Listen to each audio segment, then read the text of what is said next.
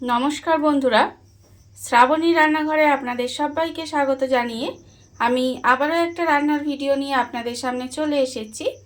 আজকের আমি আপনাদের রুই মাছ দিয়ে একটা অসাধারণ রেসিপি বানিয়ে দেখাবো। আশা করি আপনাদের ভালো লাগবে। তার জন্য কিন্তু আমার পুরো ভিডিওটা আপনাদের দেখতে হবে। আর দেখা শুরু করার আগে একটা লাইক করবেন আর সুন্দর একটা কমেন্ট করতে কিন্তু ভুলবেন না।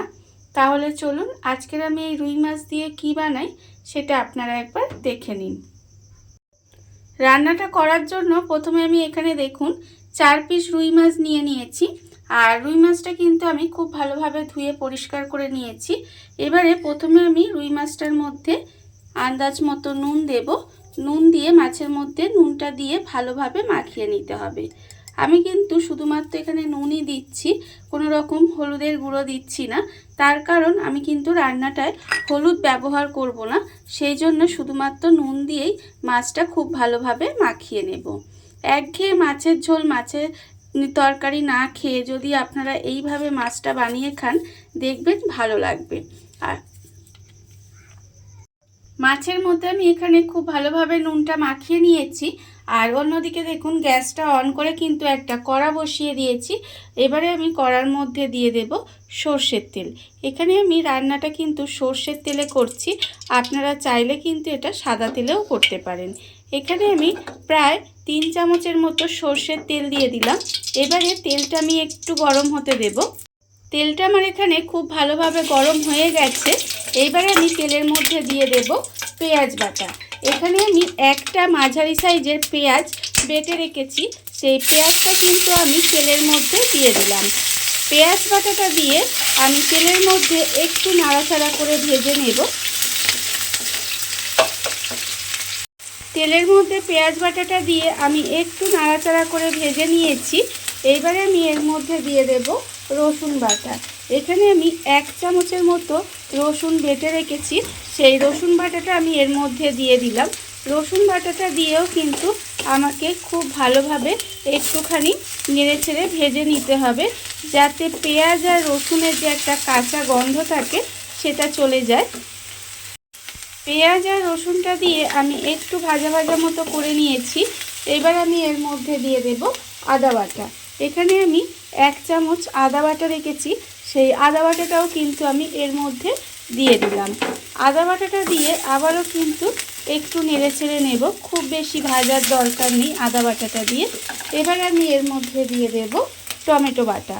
এখানে আমি একটা মাঝারি সাইজের টমেটো বেটে রেখেছিলাম, সেই টমেটো বাটাটাও কিন্তু আমি এর মধ্যে দিয়ে দিলাম।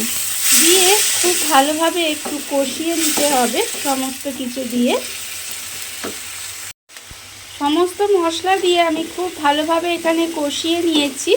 দেখুন পেঁয়াজ, আদা, রসুন, টমেটো সব কিছু দিয়ে ভালোভাবে এখানটা একটু কষিয়ে নিতে হবে। এবার আমি এর মধ্যে দিয়ে দেব আন্দাজ মতো নুন। মাছের মধ্যে নুন দেওয়াই আছে, আমি শুধুমাত্র গ্রেভির জন্য অল্প সামান্য একটু আন্দাজ মতো নুন দিয়ে দিলাম। দিয়ে এইবারে আমি এর মধ্যে দিয়ে দেব গুঁড়ো মশলা। এখানে আমি গুঁড়ো মশলার মধ্যে রেখেছি দেখুন 1/2 চামচ চিনি, 1 চামচ ধনের গুঁড়ো, 1 চামচ জিরের গুঁড়ো আর 1/2 চামচ লঙ্কার গুঁড়ো। ঝালটা কতটা খাবেন সেটা বুঝে কিন্তু লঙ্কাটা ব্যবহার করবেন।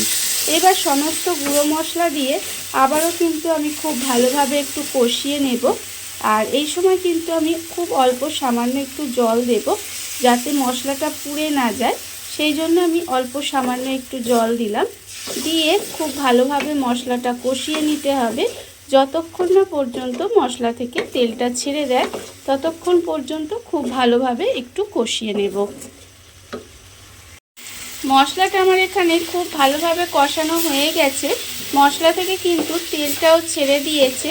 ঠিক যখন মশলাটা এইভাবে খুব ভালোভাবে কষানো হয়ে যাবে তখন আমি এর মধ্যে দিয়ে দেব জল। এখানে আমি খুব বেশি জল দেব না, এখানে 1 বাটি জল দিলাম। দিয়ে এবারে খুব ভালোভাবে মিশিয়ে নেব।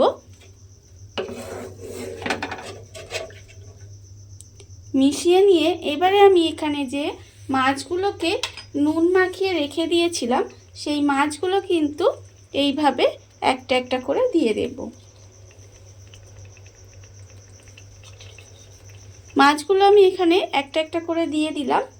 এইবারে এটাকে আমি ঢাকা দিয়ে গ্যাসটা লোতে দিয়ে এইভাবে কিন্তু একটু রান্না হতে দেব। গ্যাসটা লোতে দিয়ে ঢাকা দিয়ে আমি 5 থেকে 7 মিনিট মতো এইভাবে একটু রান্না হতে দিয়েছিলাম। দেখুন এবার কিন্তু খুব আলতোকালে মাছগুলো কিন্তু আমি এইভাবে একটু উল্টে উল্টে দেব। উল্টে দিলে কি হবে, দুই দিকটা সুন্দরভাবে সেদ্ধ হবে আর যে মশলাটা আছে সেটাও কিন্তু সুন্দরভাবে মাছের মধ্যে ঢুকে যাবে। এবারে খুব সাবধানে মাছগুলোকে একটু উল্টে দিতে হবে, না হলে মাছগুলো ভেঙে যেতে পারে। আমি এইভাবে উল্টে দিয়ে আবারও কিন্তু ঢাকা দিয়ে বেশ কিছুক্ষণ এইভাবে রান্না হতে দেব। রান্নাটা হতে কিন্তু খুব বেশি সময় লাগে না, খেতে কিন্তু অসাধারণ লাগে। এইভাবে কিন্তু একবার বাড়িতে বানিয়ে দেখতেই পারেন, আশা করি ভালোই লাগবে। এবারে আমি আবারও ঢাকা দিয়ে কিছুক্ষণ এইভাবে রান্না হতে দেব। গ্যাসটা লোতে দিয়ে ঢাকা দিয়ে আবারও কিন্তু আমি বেশ কিছুক্ষণ এইভাবে রান্না হতে দিয়েছিলাম। দেখুন এর ফলে কিন্তু মাছ খুব ভালোভাবে সেদ্ধ হয়ে গেছে। মাছ কিন্তু একদম সেদ্ধ হয়ে গেছে। যখন দেখবেন মাছটা একেবারে রান্না হয়ে গেছে তখন আমি এর মধ্যে দিয়ে দেব কাঁচা লঙ্কা বাটা। এখানে আমি 5টা কাঁচা লঙ্কা বেটে রেখেছি, সেই কাঁচা লঙ্কা বাটাটা কিন্তু আমি এর মধ্যে দিয়ে দিলাম। আমি আবারও বলছি, ঝাল আপনারা কতটা খাবেন সেটা বুঝে কিন্তু এই কাঁচা লঙ্কা আর গুঁড়ো লঙ্কার ব্যবহারটা করবেন। কাঁচা লঙ্কা বাটাটা আমি এর মধ্যে দিয়ে দিলাম। দিয়ে এবারে আমি এর মধ্যে দিয়ে দেব ধনেপাতা বাটা। এখানে আমি বেশ কিছুটা ধনেপাতা কিন্তু বেটে রেখেছি, সেই ধনেপাতা বাটাটাও আমি এর মধ্যে দিয়ে দিলাম। ধনেপাতা বাটাটা দিয়ে খুব ভালোভাবে মিশিয়ে দেব। মিশিয়ে দিয়ে আমি কিন্তু বেশিক্ষণ এইভাবে ফোটাবো না, 1 থেকে 2 মিনিট মতো এইভাবে একটু রান্না হতে দেব, তারপরেই কিন্তু রান্নাটা আমার হয়ে যাবে। ধনেপাতা বাটাটা দিয়ে খুব ভালোভাবে মিশিয়ে নিয়েছি, আর ধনেপাতা বাটাটা দিয়ে কিন্তু আমি 1 মিনিট মতো রান্নাটা করে নিয়েছি। দেখুন রান্নাটা আমার হয়ে গেছে, আমি কিন্তু গ্যাসটা অফ করে দিলাম। আর ধনেপাতা বাটাটা দিয়ে কিন্তু বেশিক্ষণ ফোটাবেন না, তাহলে যে দেখুন সুন্দর একটা কালার এসেছে না, এই কালারটা আর সুন্দর একটা ফ্লেভারও কিন্তু আছে, সেটা কিন্তু চলে যাবে। তাই ধনেপাতা বাটাটা দিয়ে বেশিক্ষণ আর ফোটাবেন না, 1 মিনিট মতো একটু মিশিয়ে রান্না করে নিলেই কিন্তু রান্নাটা আমার এখানে রেডি হয়ে যাবে। আর গ্রেভিটা আমি এখানে একটু রেখেছি যাতে গরম ভাত দিয়ে খেতে কিন্তু অসাধারণ লাগে। আপনারা যদি মনে করেন গ্রেভিটা একটু শুকনো করে নেবেন তাহলে কিন্তু আর একটু শুকনোও করে নিতে পারেন। এবারে দেখুন রান্নাটা কিন্তু আমার হয়ে গেছে এখানে। এবারে আমি এটাকে সার্ভ করে দেব। দেখুন বন্ধুরা, বাড়িতে থাকা কত অল্প উপকরণ দিয়ে কত অল্প সময় কত সুন্দর একটা রুই মাছের রেসিপি তৈরি হয়ে গেছে, আপনারা দেখতেই পেলেন। আর এটা কিন্তু গরম ভাত দিয়ে খেতে অসাধারণ লাগে। আপনারা একবার হলেও এইভাবে বাড়িতে বানিয়ে দেখতে পারেন। আর এই ভিডিওটা যদি আপনাদের ভালো লেগে থাকে, আপনারা যদি ফেসবুক থেকে দেখে থাকেন পেজটি ফলো করে দেওয়ার অনুরোধ রইল। আর যদি ইউটিউব থেকে দেখে থাকেন চ্যানেলটি সাবস্ক্রাইব করে নেওয়ার অনুরোধ রইল। তাহলে চলুন ভিডিওটা আমি এখানেই শেষ করছি। আপনারা সবাই ভালো থাকবেন, সুস্থ থাকবেন। আবারও হাজির হব নতুন কোনো রান্না নিয়ে।